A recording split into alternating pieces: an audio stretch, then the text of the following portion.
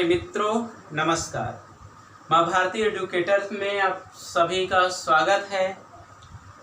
आज हम पढ़ेंगे ऊर्ध्व त्रियाभ्याम विधि।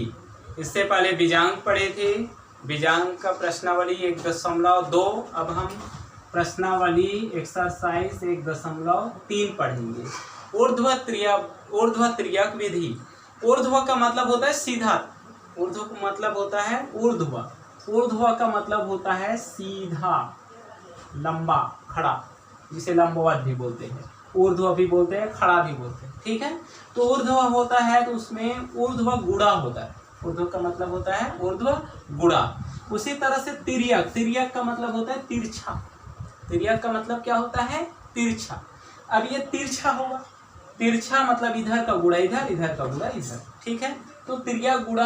और जब ऐसे होती है तो इधर का गुणा इधर होती है और इधर का गुणा इधर होती है और दोनों के बीच में यहाँ प्लस रहती है, मतलब तिर्यक गुणा कर जोड़ना होती है। ठीक है, तो आइए देखते हैं इनमें सबसे पहले हमें क्या करना है। तो कोई भी दो संख्या लेना है। ठीक है, मान लो मैं संख्या लेता हूँ 11 और 12। दो संख्या है 11 और 12। अब देखते हैं कि ये पहला और ये दूसरा।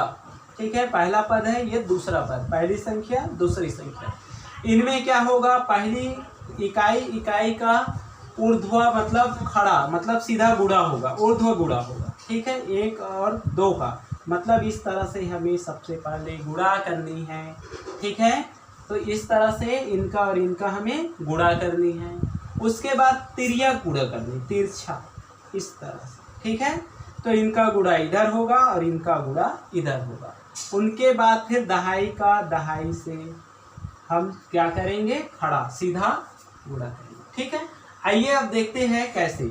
1 का 2 से गुणा करो। 1 दूनी इकाई का गुणा होती है पहली में, तो 1 दूनी 2।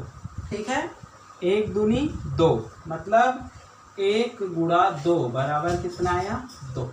ठीक है, इसी तरह से अब हम इसका गुणा इधर करेंगे और इसका गुणा इधर, मतलब पहले संख्या के दूसरे संख्या के इकाई और पहले संख्या के दहाई के साथ गुणा करेंगे। तो मतलब 1 गुणित 2 प्लस इनका गुणा इधर करेंगे, मतलब कहा जाए 1 1 2। इनका गुणा इधर और इनका गुणा इधर, मतलब 1 गुणित 2 प्लस 1 गुणित 1, 1 गुणित 1, 1 दूनी 2 और 1 एकम 1 बराबर कितना आया? 3। हासिल है क्या? नहीं। तो अब हम यहाँ क्या लिख देंगे? 3। अब तीसरा स्टेप आता है ये वाला। ठीक है, तो इसमें दहाई का गुणा दहाई से होगा, मतलब 1 का गुणा 1, तो कितना आएगा? 1। तो ये हो गया 132 आपका आंसर। आया समझ में? तो इस तरह से अगर हम एक और दूसरा क्वेश्चन देख लेते हैं, जैसे 23 है, 23 गुणित है 32, ये हमारा क्वेश्चन। ठीक है, 23 गुणित 32 मतलब 23 का गुणा 32 से करना है, लेकिन निकालना किससे है? ऊर्ध्व त्रियक विधि से है। तो हम सबसे पहले जानते हैं इकाई का गुणा इकाई से होता है, मतलब 3 का गुणा 2 से होगा, क्योंकि इस तरह से है ना। तो इस तरह से पहले होगा, फिर इस तरह से, फिर ऐसे, है ना।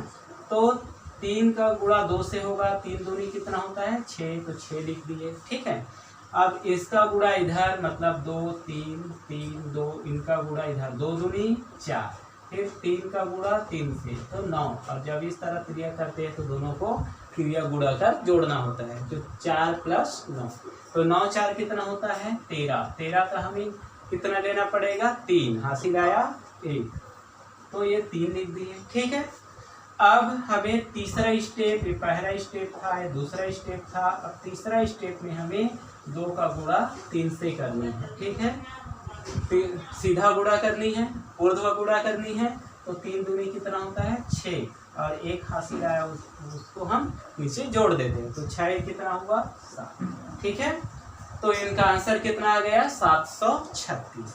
इसी तरह से हम और गुणा करेंगे। चलिए देखते हैं, कुछ और गुणा करते हैं। अब देखिए मित्रों, एक और क्वेश्चन लेते हैं, 44 और ये 52, इनका हम गुणा करके देखते हैं। ठीक है, अब जल्दी गुणा करते हैं। 4 दूनी 8, डायरेक्ट कर देंगे, 4 दूनी 8। अब 2 का गुणा 4 से करेंगे, 4 दूनी 8 और 5 चौक 20 और 20 8 28। 28 का कितना आएगा 8, हासिल आया 2। ठीक है, फिर इनका गुणा करेंगे, 4 पंचे 20 और ये कितना हो जाएगा 20 प्लस 2 बराबर कितना 22। तो यहाँ 2228। ठीक है, तो इस तरह से फटाफट कर सकते हैं। अब हम तीसरा क्वेश्चन ले लेते हैं। 16 और 13 का गुणा कर लेते हैं। ठीक है, 16 और 13 का गुणा। ठीक है, इनमें हम पहले क्या करते हैं, 6 और 3 का गुणा करेंगे, क्योंकि हम ये इन्हें ऊर्ध्व गुणा करनी है। तो 6 तिया 6 गुणित 3 पहला स्टेप, 6 तिया 18। 18 का क्या लिखेंगे 8। ठीक है, फिर अब उनके बाद दूसरा स्टेप होता है 3 का गुणा 1 से, 3 एकम 3 प्लस लिखते हैं। 1 का गुणा 6 से, तो 6 और 3 9। ठीक है, 9 में 1 हासिल जुड़ेगा तो कितना हो जाएगा, ये 10 हो जाएंगे। ठीक है, तो ये 10 हुआ। 10 का कितना आ जाएगा यहाँ 0, फिर क्या हो जाएगा ये हासिल। अब क्या बचा 1 एकम 1। अब तीसरा स्टेप है 1 गुणित 1 बराबर कितना 1 और 1 हासिल यहाँ है, तो बराबर कितना हो जाएगा 2। तो ये आ जाएगा 208। तो प्यारे मित्रों, आपको समझ आ गए होंगे कि ऊर्ध्व तिर्यक विधि बहुत ही सरल है, बहुत ही सहज है, बहुत ही रोचक है। इसे आप आसानी से कर सकते हो, है ना। तो जैसे अब आपके लिए अब होमवर्क है जो कल करके आना है आपको, कल के वीडियो में हम देखेंगे उनकी हल, है ना। तो होमवर्क के लिए पहला क्वेश्चन है 92 गुणित 37, इनका आप गुणा कीजिएगा। ठीक है, और दूसरा एग्जाम्पल है 55 गुणित 55। ये दोनों क्वेश्चन को ऊर्ध्व तिर्यक विधि से आपको करनी है। लगातार प्रैक्टिस करते रहिए, अभ्यास करते रहिए। निश्चित रूप से ऊर्ध्व तिर्याभ्याम विधि बहुत ही सरल है, बहुत ही सहज है, बहुत ही रोचक है, बहुत मजा आएगा। कुछ ही सेकंडों में आप इनका गुणा कर पाओगे, कुछ ही सेकंडों।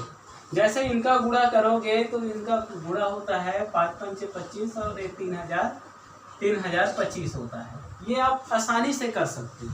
क्यों? इसलिए क्योंकि ऊर्ध्व तिर्यक विधि बहुत ही सरल है। अब हम अगली वीडियो में देखेंगे ऊर्ध्व तिर्यक विधि का कार्यकारिणी नियम, वर्किंग मेथड क्या होता है।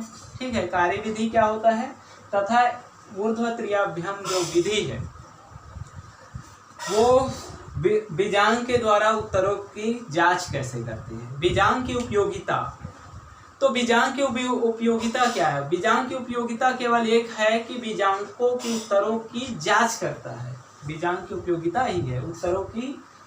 बीजांक क्या है, बीजांक जो है ऊर्ध्व तिर्याभ्याम या जो भी विधि होता है उत्तरों की जांच करने के लिए बीजांक का उपयोग किया जाता है। तो आई होप मुझे लगता है कि आप लोगों को समझ आया होगा, है ना। तो आप इसे प्रैक्टिस करते रहिए और माँ भारती एडुकेटर को लाइक कीजिए, सब्सक्राइब कीजिए तथा कमेंट भी कीजिए, ताकि हमें पता चले कि आपको और किन चीज़ों की ज़रूरत है, आपको समझ भी आ रहा है कि नहीं। उस हिसाब से हम और वीडियो बनाने की कोशिश करेंगे। बहुत बहुत धन्यवाद, नमस्कार।